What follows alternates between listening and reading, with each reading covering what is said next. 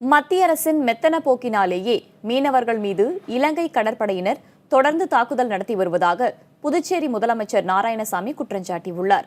இதுபற்றி டெல்லியில் அவரிடம் நமது செய்தியாளர் நிரஞ்சன் நடத்திய கலந்துரையாடலை பார்க்கலாம். இந்த இலங்கை கடற்படையினரால் தமிழக மீனவர் சுட்டுக் கொல்லப்பட்ட விவகாரம் பெரிய அளவில் பேசப்பட்டு வருது. இலங்கை அரசு இதனை திட்டவட்டமாக மறுத்திருக்கின்றார்கள். தமிழக அரசு கட்சிகளும் சரி, பல்வேறு அமைப்பினரும் சரி, இல்லை இவர்கள் தான் செய்திருக்கிறார்கள் என்று உறுதியாக தெரிவித்திருக்கிறார்கள். இதற்கான காரணம் என்ன? மத்திய அரசு இந்த விஷயத்தில் எப்படி நடந்துக்கணும்னு நீங்க நினைக்கிறீங்கன்னா, நீங்க ஒரு மூத்த அமைச்சராக இருந்தவர் மத்திய அரசுல, இந்த விஷயத்தில் உங்களுடைய கருத்து சார்? இது மத்திய அரசுடைய மெத்தன போக்கின் காரணமாகத்தான் இப்படி தொடர்ந்து இந்த நிகழ்வுகள் நடந்து வருகின்றன.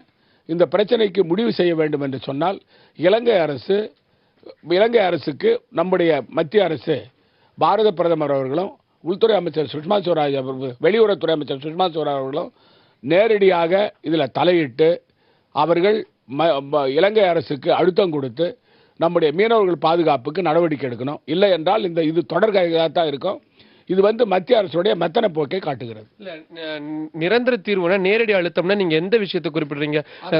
இலங்கை மீனவர்களுக்கு நம்முடைய மீனவர்களுக்கு ஒப்பந்தம் கையெழுத்து போட்டு அந்த ஒப்பந்தத்தின் அடிப்படையில் இரண்டு பகுதி மீனவர்களை எந்த எல்லை வரை, எந்த காலம் வரை நம்முடைய மீனவர்கள் சென்று மீன் பிடிக்கலாம், எந்த எல்லை வரை, எந்த காலம் வரை இலங்கை மீனவர்கள் மீன் பிடிக்கலாம் என்பதை வரையறுத்து விட்டால் இதற்கு ஒரு முடிவு காண முடியும். இந்த கச்சத்தீவு மீட்பது அப்படின்ற ஒரு கோரிக்கையானது இன்னைக்கு தினம் நிதியமைச்சரும் மீன்வளத்துறை அமைச்சரும் இருக்கக்கூடிய ஜெயக்குமார் அவர்கள் திரும்பியும் வலியுறுத்தியிருக்கிறார்.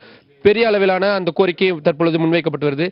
காங்கிரஸ் கட்சியின் சார்பாக உங்களுடைய கருத்து? அதாவது ஏற்கனவே ஒப்பந்தத்தின் அடிப்படையில் நம்முடைய மீனவர்கள் கச்சத்தீவில் சென்று மீன் பிடிக்கலாம் என்று ஏற்கனவே ஒப்பந்தம் இருக்கிறது. அதை மீறி இலங்கை அரசானது, இலங்கை கப்பற்படையானது நம்முடைய மீனவர்களை தாக்கி வருகிறது.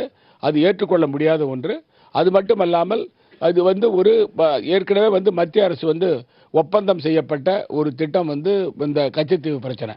அந்த கச்சத்தீவை பொறுத்த வரைக்கும் மத்திய அரசு திரும்ப பெறுவதற்கான நடவடிக்கை எடுக்கும் என்பதுதான் எங்களுடைய எண்ணமும்.